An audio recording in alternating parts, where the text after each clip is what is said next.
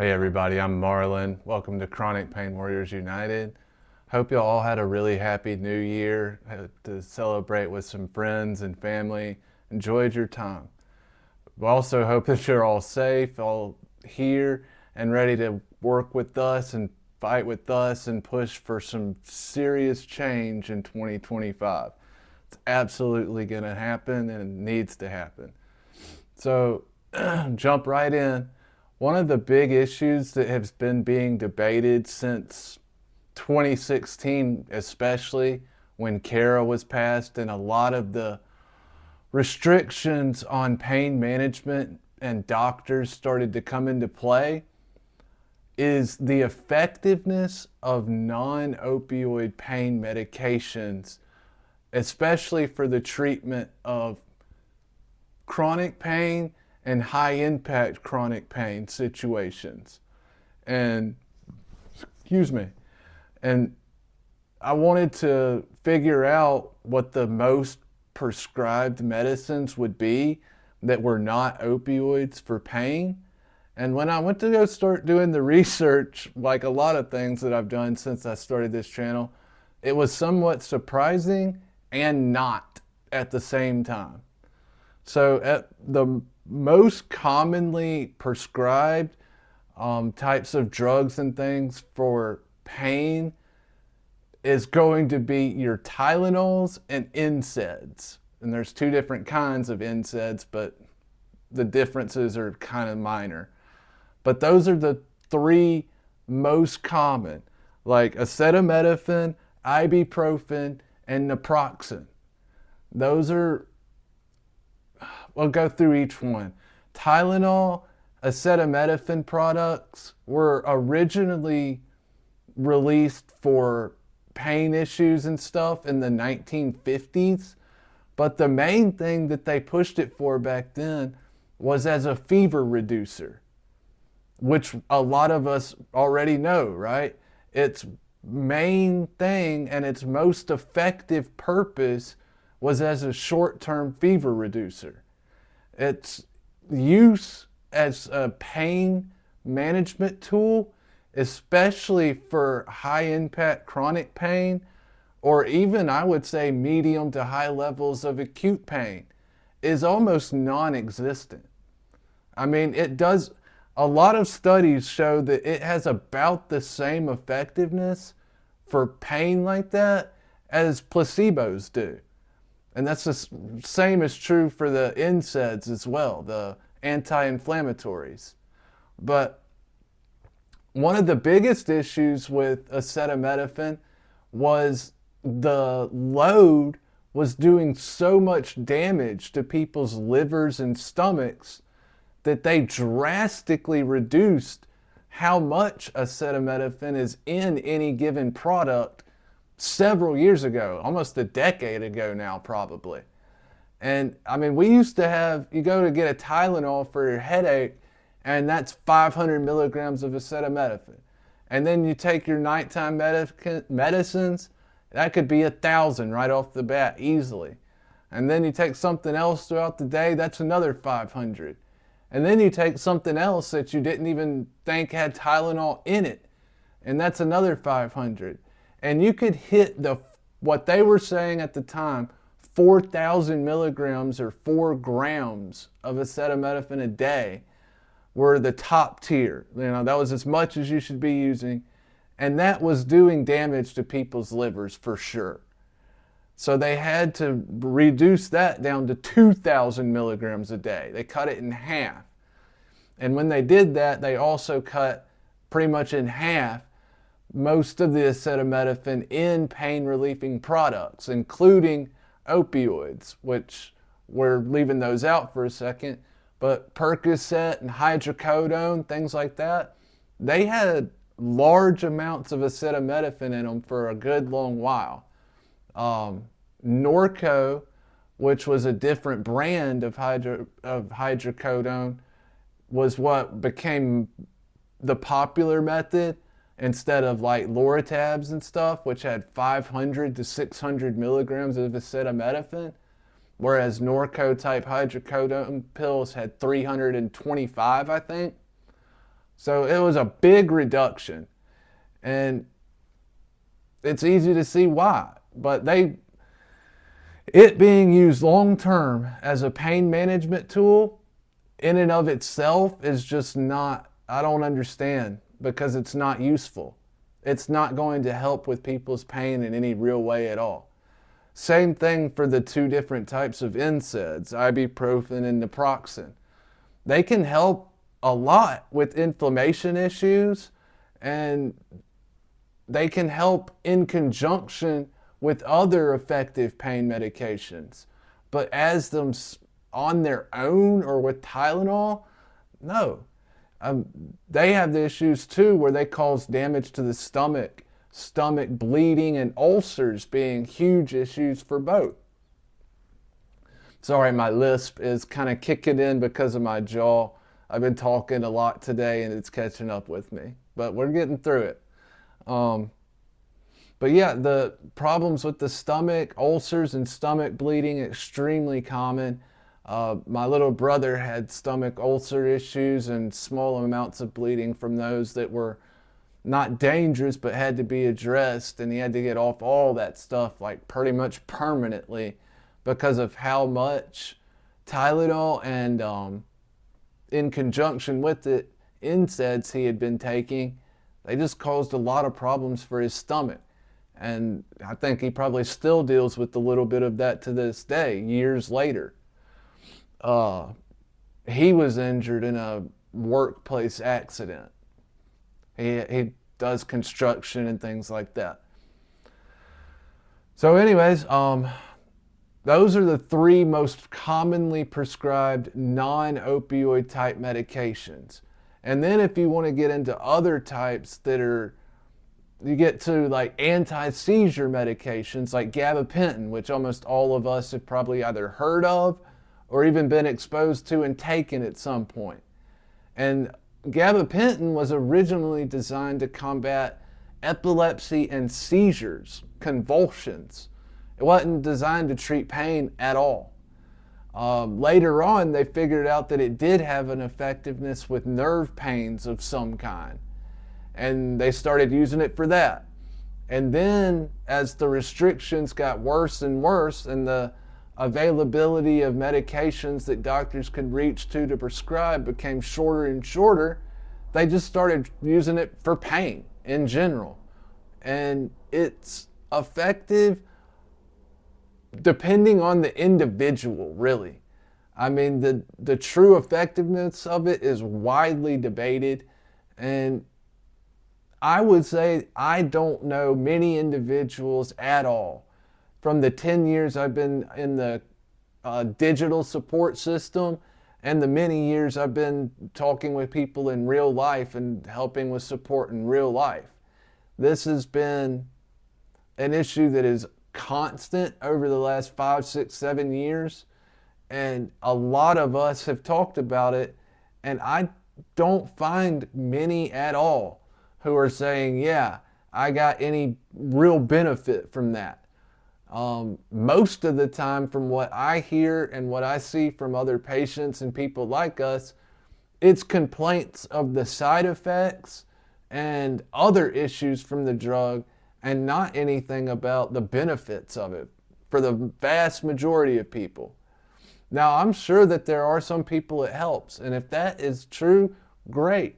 I'm not sitting here saying, oh, we shouldn't be doing this, we shouldn't be prescribing that. I'm saying we should not be limiting ourselves to just these things for pain for people who are suffering, whether it be medium to high acute pain or chronic pain. There's just no point, and it is completely inhuman and un-American to let, I don't even care about American. I say un-American because it violates our constitutional right to life, liberty, and the pursuit of happiness right off the bat, to prevent an American citizen from accessing effective pain management. As I've said in another video, all three of our first presidents, George Washington, John Adams, and Thomas Jefferson, suffered from major chronic pain issues.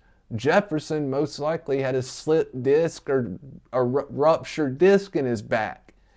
They all were able to live the lives they led because they had access to effective pain management. Poppies grown on Monticello, Thomas Jefferson's farm, were used in the manufacture of opium pain medication products that were used both by Jefferson's wife as she was dying and being treated, and all three of our first presidents accessed those things. How much different would our country and leaders have been if our founding fathers could not access those medications? We may be looking at a totally different situation because we all know how difficult it is just to carry on our normal everyday lives without proper pain management. It can be absolutely impossible, actually. So for them, they had to have this to achieve the things they did. And without it, I'm not sure we'd be looking at the country as it sits today.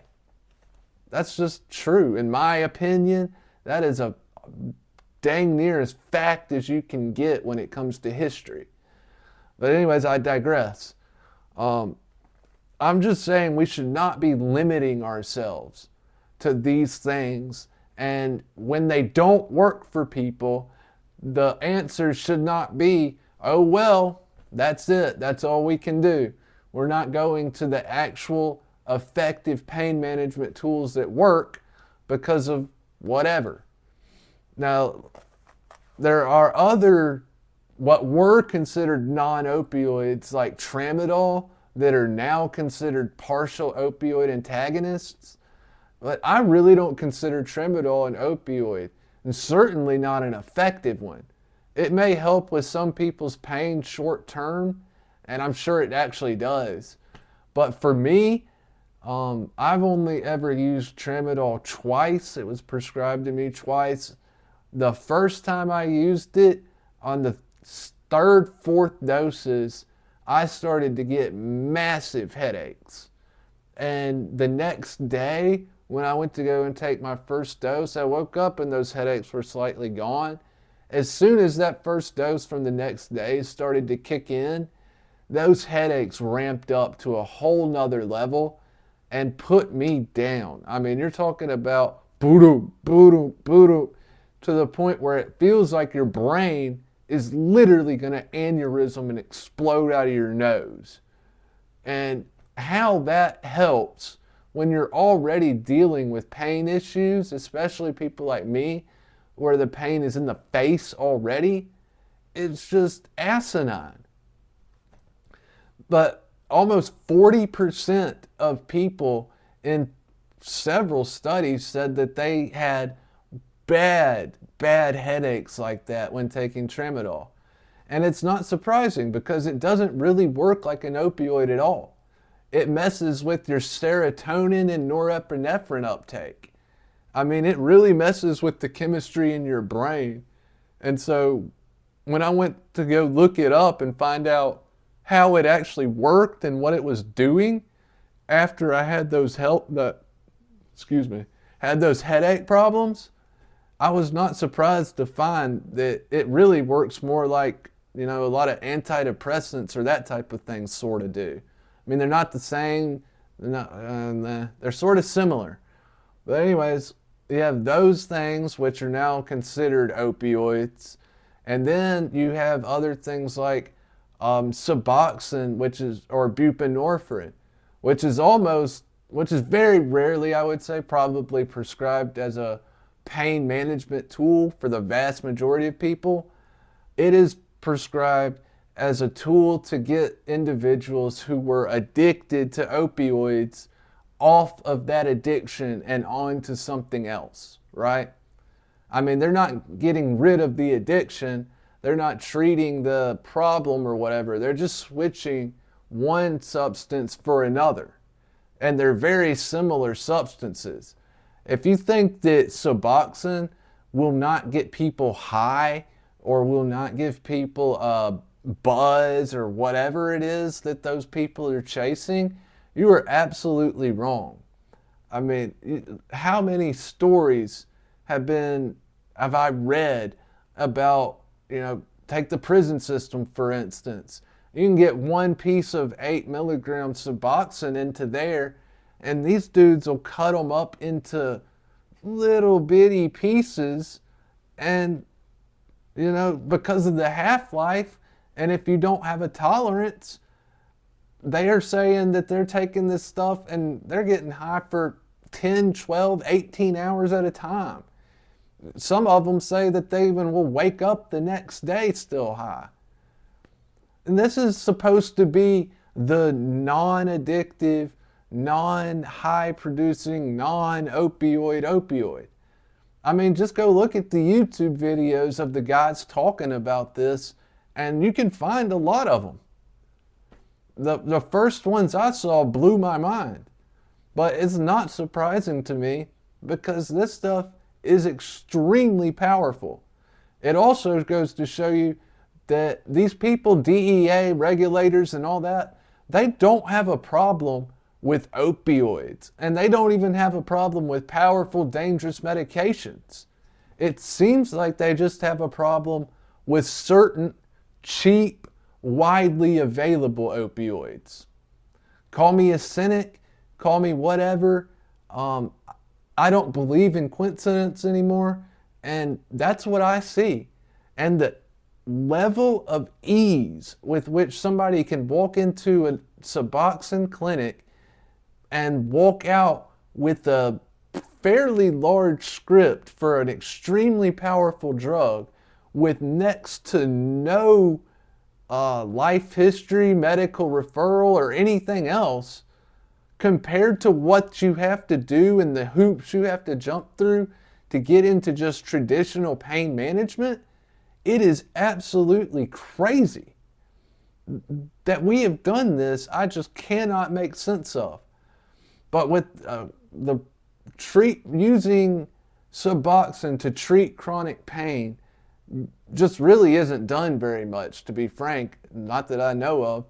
And a lot of people who do try to do that do so because they want to get into a system or want to stop using the black market, want to just whatever. They're taking, it could be that they can't get into a pain management system for months, weeks, whatever. Sometimes when people start trying to go into legitimate pain management, it can be, 3, 6 weeks, 4 weeks, 8 weeks, 3 months before they can actually get in and get a consultation. And there's no guarantee that they're even going to be treated if that happens. A lot of people go through all of that, pay out pretty large co-pays for drug tests and everything else, and they get there and the doctor's like,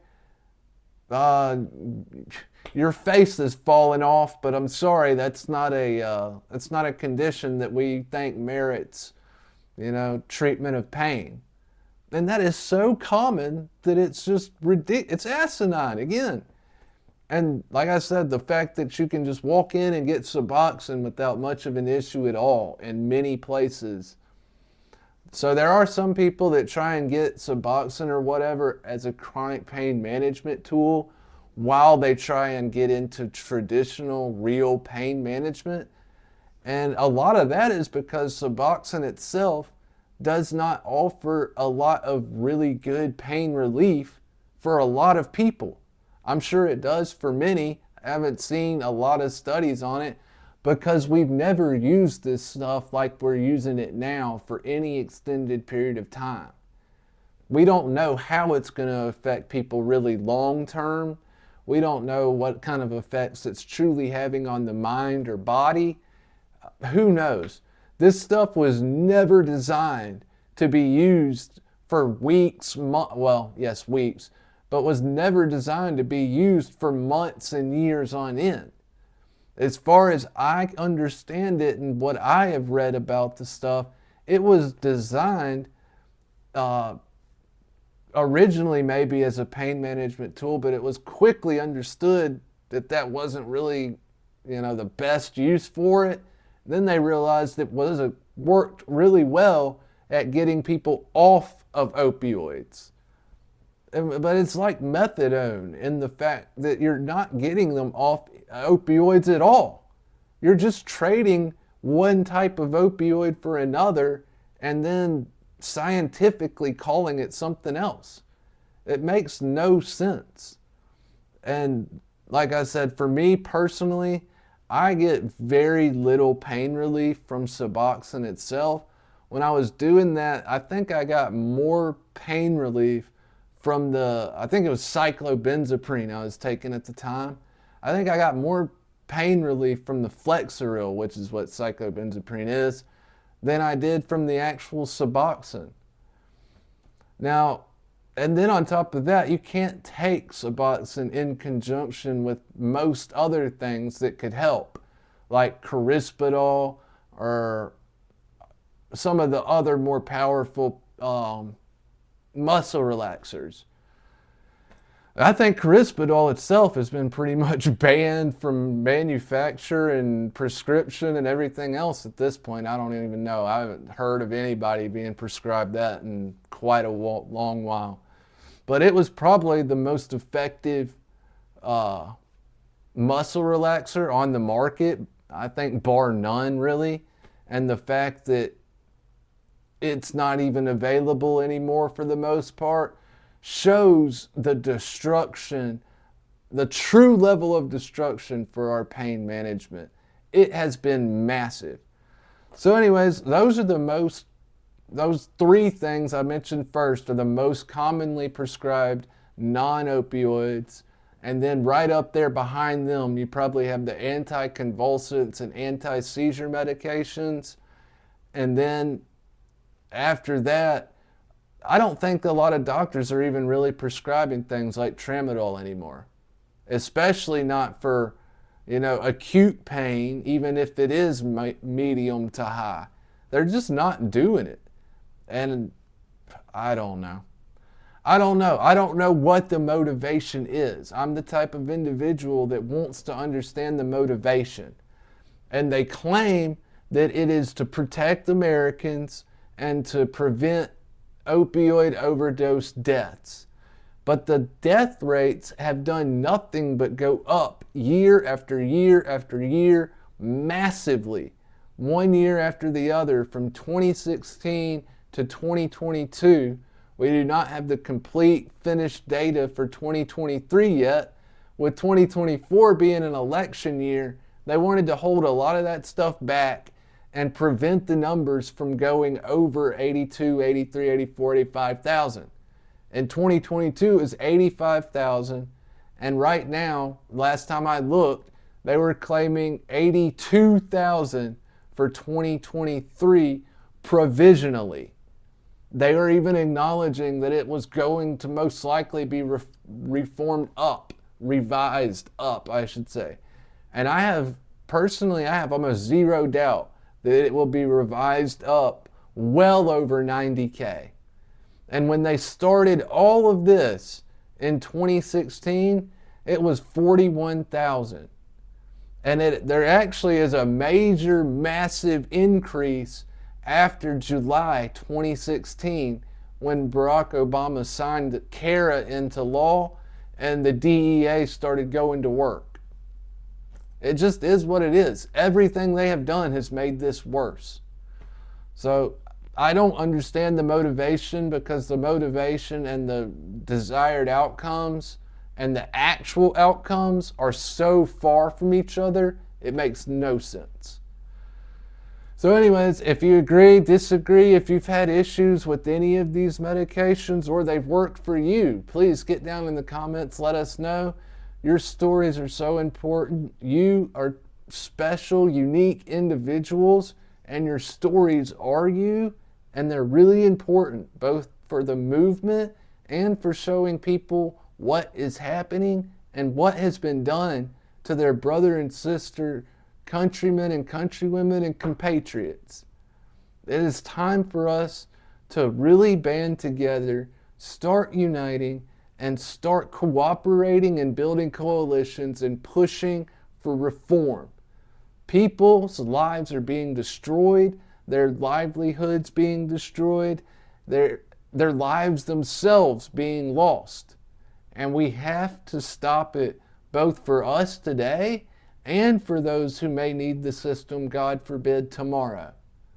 So join us, hit that subs button on the way out, get down there in the comments and let us know, and hit that like button. I'm Marlon with Chronic Pain Warriors United.